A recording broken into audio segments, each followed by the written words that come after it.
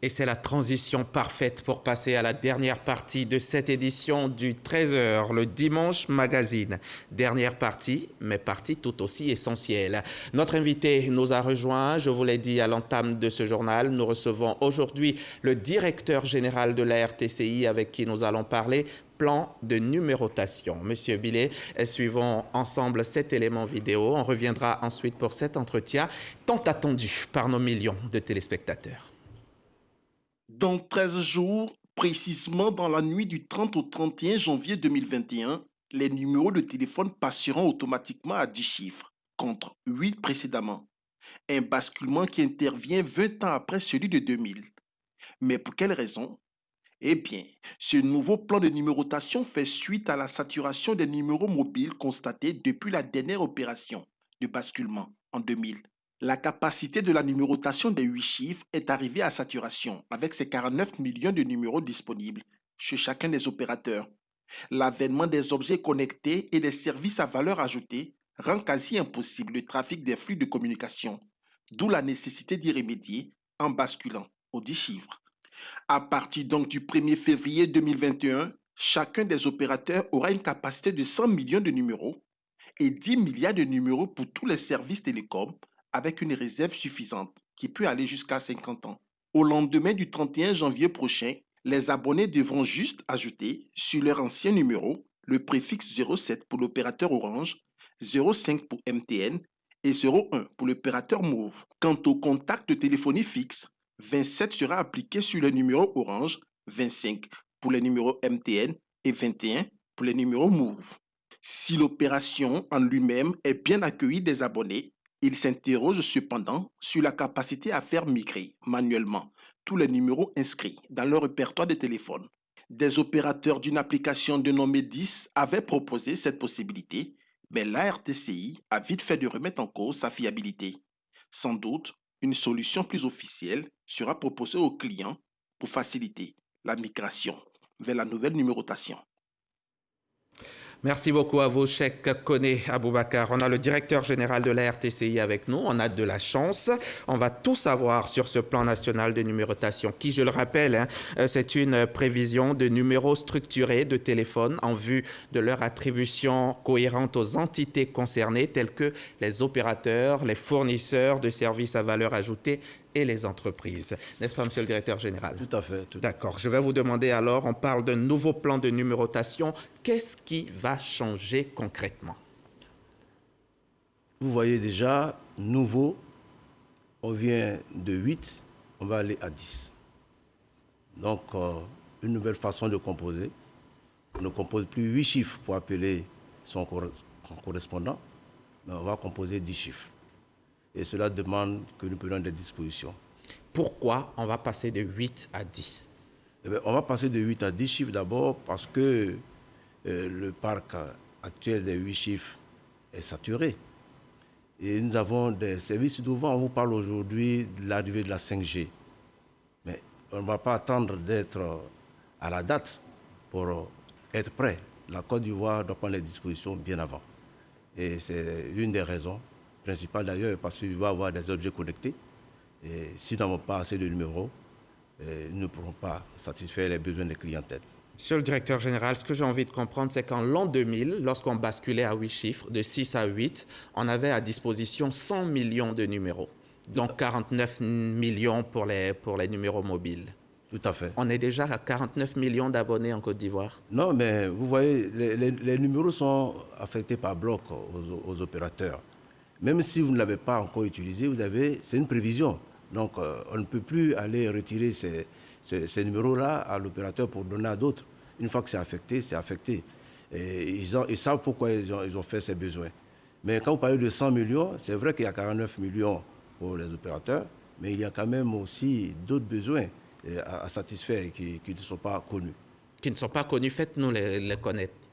Non, ça fait partie de notre plan de travail. Il y a des réserves, il y a les numéros d'urgence. Et puis chaque fois, vous avez vu qu'on a créé le 143 il n'y a pas longtemps. D'accord, le 119, le 101, tout ça. Et puis c'était prévu, depuis l'an 2000, c'était prévu pour 50 ans. Et du coup, on est en 2020, 2021, on parle déjà de migration, de changement. En 20 ans seulement. C'est le boom des mobiles. Le boom des mobiles. Les mobiles sont arrivés presque dans la même période, en 97-98. Donc, c'est friand. Vous voyez, lorsqu'on se retrouve dans le secteur des mobiles, on veut toujours téléphoner. Et je le dis encore sur ce plateau, quand nous sommes vraiment dans l'ère où l'homme ne peut plus se passer du téléphone. Mais vous n'aviez pas avec la mobilité, c'est encore plus intéressant. Vous n'aviez pas prévu cela en l'an 2000, quand vous disiez pour 50 ans? Nous suivons le développement de la technologie et ça vient à point nommé, c'est le moment d'y être. Voilà. Et on n'avait pas encore vu la 5G arriver. Voilà que ça nous a pas surpris. Nous sommes dans notre fêtière qui est l'Union internationale des télécommunications. Et chaque fois que nous devons faire un pas en avant, nous nous référons aussi à notre fêtière. Et justement, la 5G qui arrive, donc cette fois, ce n'est plus 100 millions de numéros, c'est plutôt 10 milliards de numéros disponibles. 10 milliards de numéros disponibles. Et bien sûr, dans plusieurs couloirs, il y a les numéros affectés aux différents opérateurs. On a réservé 100 millions par opérateur. Mais les objets connectés, c'est là aussi la grande consommation. Vous vous rendez compte, vous pourrez éteindre votre réfrigérateur parce que vous l'avez oublié en partant en voyage. Mais ça aussi, parce que des équipements pourront avoir des puces. C'était les hommes qui avaient des puces. Aujourd'hui, c'est des équipements radio qui peuvent avoir des puces et qui peuvent être commandés à distance. Donc, on parle de bonne répartition des fréquences. Bien sûr, tout cela, oui. Il faut bien que les fréquences soient bien réparties. Il y a donc des refarming qui sont faits. Tout à fait, c'est ce que vous appelez le refarming. Et puis, de façon pratique, comment ça va se présenter en termes de syntaxe? En termes de syntaxe, vous avez ici 3 grands opérateurs. Je serai obligé de dire leur nom. Vous avez 3 grands opérateurs. Il y a Orange, MTN et Move. Vous avez un numéro certainement à 8 chiffres d'un des opérateurs. Si vous pouvez me le dire, je vous donne votre numéro. J'ai tous les 3. Vous avez tous les 3. Alors, celui qui est chez Orange garde ses premiers numéros à 8 chiffres et on commencera par 07. Donc, il y a le 10e chiffre, les 2 chiffres qui viennent de se compléter vont faire que le numéro de 8 chiffres va passer à 10 chiffres. Donc, 07 pour Orange, pour les mobiles. Et comme vous connaissez l'ancien réseau, enfin le réseau Côte d'Ivoire Télécom, qui est encore en service avec plutôt Orange maintenant, c'est plutôt 27 qu'il faut mettre devant son numéro fixe. Chez MTN, vous avez un numéro MTN de 8 chiffres, vous commencerez par 05. Donc 05 plus les 8 chiffres actuels, vous ne modifiez rien. Ensuite, pour le numéro fixe de MTN, ça sera 25. Le numéro fixe de Move, ça sera 21. Et mobile de Move, ça sera 01. Vous voyez, c'est plus facile. C'est plus facile. Rappelez-vous, par le passé, vous reconnaissiez vos clients, vos correspondants, en composant souvent 07, 05, 01, mais on est revenu à la case départ pour faciliter la vie aux consommateurs. D'accord. Et parlons de la portabilité. Est-ce que ça va être maintenu? Ça sera toujours possible? Ça sera toujours possible et ça sera aussi aisé. La portabilité, je le rappelle, c'est être d'un réseau donné et vouloir avoir le numéro d'un réseau donné et vouloir être dans un autre réseau. Dans un autre réseau. Cela peut arriver lorsque vous n'êtes pas satisfait peut-être d'un réseau ou alors on vous fait des offres plus intéressantes, vous voulez regrouper votre famille ou des amis. Les flottes. Donc, voilà, les flottes. Oui. Alors, vous pouvez demander à passer, à migrer, à faire porter votre numéro par un autre opérateur. Il gagne quoi, le consommateur? Il gagne le libre choix. Il gagne cela parce qu'il est capable de dire « je ne veux pas » et « je change ». Ce qui amène l'opérateur, c'est lui d'ailleurs, il est obligé de tenir compte de la concurrence. Donc aujourd'hui, le consommateur a le choix. Il peut dire « mais tiens, je ne suis pas satisfait, je vais là ». Et il peut revenir, il ne reste pas définitivement. D'accord, ce qui doit poser un problème au réseau mobile, très certainement. Mais je veux dire, qu'est-ce que le consommateur lui-même il gagne dans ce passage à 10 chiffres? Le passage à 10 chiffres qui va se présenter devant le consommateur, c'est l'innovation. L'innovation. L'innovation. Je vous ai parlé de l'innovation, de l'arrivée de la 5G, et il faut être prêt avant. Et les IoT? Je vais parler de WhatsApp, de Telegram, de Signal.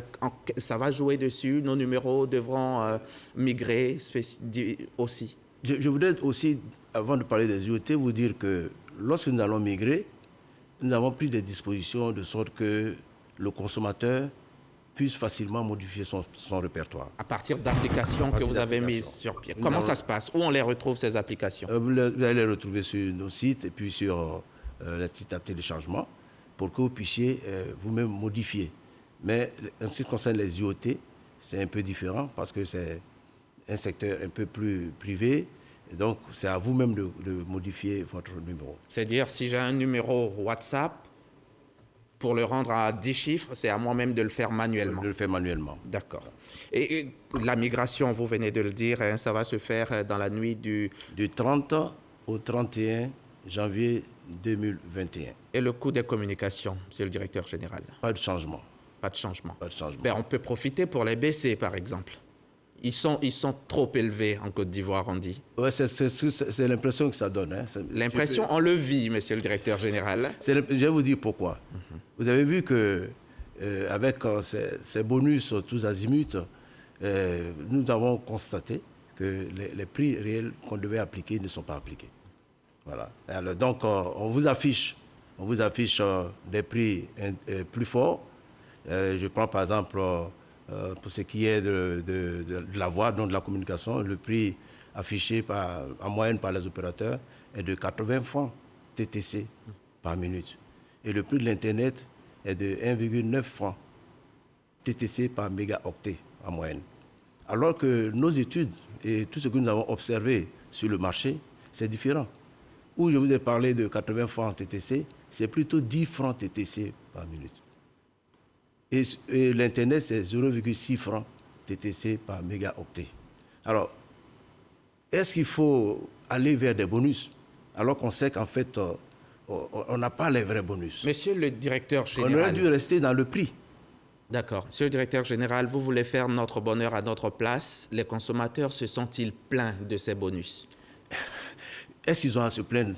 C'est à nous d'observer, c'est à nous de constater. Nous l'avons constaté, nous l'avons constaté. S'ils adhèrent, est-ce que ce n'est pas parce que ça les arrange, les consommateurs eux-mêmes? Mais ils n'ont pas vu les effets.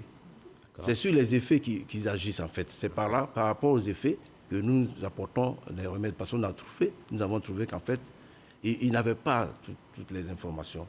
Mais nous faisons nos études et nous finissons par comprendre qu'en fait, il y a de l'arnaque derrière, c'est du leurre. Et il fallait donc mettre de l'ordre. Et vous êtes en train de mettre de l'ordre? On est en train de mettre de l'ordre. Je vous donne un exemple. Vous avez 2 magasins qui sont dans un quartier.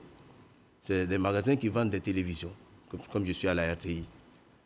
Il y a un premier magasin qui vous affiche sa télé à 100 000 francs. Et il vous dit, si vous payez une télé à 100 000 francs, je vous fais un bonus ou un cadeau de 2 télés. Donc, vous retrouvez combien de télé? 3. L'autre magasin, il affiche, je vends ma télé à 25 000 francs. Mais il a aussi 100 000 francs. Quand il retrouve chez son vendeur, il achète combien de télé? 4. 4 télés. Vous voyez? Donc, il y a du gain. Ce n'est pas parce que vous avez affiché des bonus que vous pensez que vous gagnez. Non. Voilà un exemple très clair. C'est-à-dire, celui qui fait la télévision, le poste téléviseur à 100 000 francs, en fait, c'est déjà majoré. Sinon, la télévision, la valeur, c'est 25 000. Voilà. Donc, nous, on est là pour faire appliquer le juste prix. D'accord. Le juste prix, c'est ça. C'était 25 000 au lieu de 100 000 francs. Et si vous faisiez appliquer aussi le juste prix ou un bon prix au niveau de Internet pour les consommateurs? Internet est cher en Côte d'Ivoire, monsieur le directeur général. Vous savez, nous avons fait beaucoup d'efforts et on continue de faire des efforts. Et je vous ai dit, c'est ces comportements de bonus tous azimuts qui vous font croire que l'Internet est cher. Mais réellement, nous avons des prix les plus compétitifs sur le marché. D'accord. Et je vais revenir à la numérotation. Par rapport au caractère à données personnelles, données à caractère personnel, ils seront sécurisés? Elles seront sécurisées? Bien sûr, bien sûr. D'ailleurs, l'autorité de protection des données à caractère personnel, c'est la RTCI. Nous avons pris des dispositions. Nous veillons à ce que cette sécurité soit pendant toute cette migration. Ce nouveau plan de numérotation sera valable combien de temps? 50 ans. 50 ans encore, comme vous avez dit la première fois en 2000. Mais vous savez, le développement du secteur, il est tellement exponentiel qu'on ne maîtrise pas tout. Il peut arriver que au niveau de notre fêtière, de l'UIT. On parle déjà de la 6G. Hein. On parle déjà de la 6G. On n'a même pas encore la 5G. Donc, dans 5 ans, peut-être qu'on va passer à 12 chiffres, monsieur le directeur général. Pourquoi pas? Pourquoi pas? Non, selon nos besoins. Il va coûter combien, ce passage de 8 à 10 chiffres? À la RTCI, à la Côte d'Ivoire, aux consommateurs, il va coûter combien? À la RTCI, juste la communication. D'accord. Juste la communication. Par contre, les opérateurs apportent quelques mises à niveau de leurs équipements. Et puis, ils ont aussi la communication à payer. Mais ce n'est pas le plus cher dans tout le réseau. Ils ont fait quand même quelques investissements pour appuyer ce passage, cette migration. Et les appels depuis l'extérieur? Ben, celui qui appelle l'extérieur, il fera comme d'habitude. Il va faire d'abord le plus ou le 00 plus le code du pays qui est le 225. Et cette fois-ci, il va ajouter 10 chiffres. Donc, il va mettre le 07 pour Orange à plus le numéro de son correspondant. 05 plus le numéro de son correspondant, en faisant bien sûr 00 ou plus 225. Et puis, j'essaie d'être juste pour ne pas dire que sur le plateau, il n'a parlé que de celui-là. Et 01 pour bien sûr Move. Voilà un peu les grands changements. Mais je voudrais vous dire que nous avons informé toutes les chancelleries. Nous avons été bien appuyés par le ministère des Affaires étrangères. Donc, toutes les chancelleries nous ont pris en compte dans leur plan de communication. Voilà. La RTCI est aussi concernée par les livraisons en Côte d'Ivoire? Oui, parce que la RTCI, c'est le régulateur de la poste. De la poste. C'est vrai qu'on dit télécom, mais nous avons aussi la régulation du secteur postal. D'accord. Et c'est une des raisons qui nous amène à regarder pour que le secteur aussi soit assaini et qu'il soit dans de bonnes conditions d'exploitation. Et quelle est cette taxation de 5 millions de francs CFA qui doit frapper des livreurs? En fait, nous avons fait une communication à la RTCI avec tous ceux qui sont dans le secteur postal. Il n'y avait pas que les livreurs. Et toutes les communications ce jour-là ont porté sur tous les régimes. Et il y a un régime qui ne les concerne pas, qui ne concernait pas les petits livreurs. Et ils ont pensé qu'ils étaient dans cette barque-là, alors que ce n'est pas ça.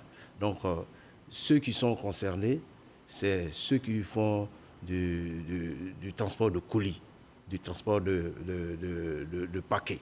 Mais ils font du transport de colis, non, nos amis. mais on sait les identifier, ils sont uniques, ils sont seuls. D'accord. Voilà, ils sont seuls, c'est pas des entreprises.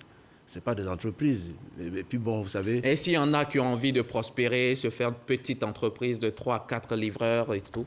Mais c'est pourquoi on a demandé qu'ils nous rencontrent, pour qu'on étudie chaque cas. C'est pas pour les prendre en compte, c'est d'abord savoir qu'ils ont besoin d'être encadrés, d'être suivis, et pour que nous puissions les aider. Et d'être aidés financièrement aussi à améliorer leur... D'ailleurs, vous me tendez la perche là, j'ai eu une séance de travail avec le ministre Touré Mamadou. Et le ministre de la Promotion de la Jeunesse. La jeunesse, et qui m'a dit, mais tiens, c'est très bien, il va falloir qu'on continue parce qu'on pourra aussi les aider. Vous voyez, ce n'est pas à moi de le dire sur le plateau, mais le ministre me l'a dit. Donc, le recensement qu'on fait, c'est pour peut-être, pour eux, c'est bien pour eux parce qu'ils vont pouvoir être sur un fichier qui va intéresser le ministère de l'Emploi. D'accord. Donc, ce n'est pas le petit livreur, je dis petit parce qu'il est seul, le livreur qu'on voit communément dans la ville, mais plutôt de grandes entreprises. C'est les grandes entreprises et elles se connaissent, elles se sont mises d'ailleurs en conformité par rapport aux différents régimes. D'accord. Merci, monsieur le directeur général. Merci. Merci d'être. Je voudrais profiter pour dire merci à mon cher ami le DG.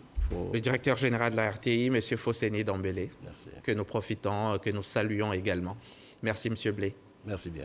Blé Bilé Dieméléou Amon Gabriel, directeur général de la RTCI. La RTCI, vous êtes venu nous parler du passage de 8 à 10 chiffres dans le cadre du nouveau plan national de numérotation, un passage qui va se faire dans la nuit du 30 au 31 janvier prochain. Merci d'être venu nous voir et bon retour chez vous. C'est ainsi que se termine ce journal. Merci de nous avoir suivis tout au long du week-end. Très belle semaine et à mercredi, 13h. RTI.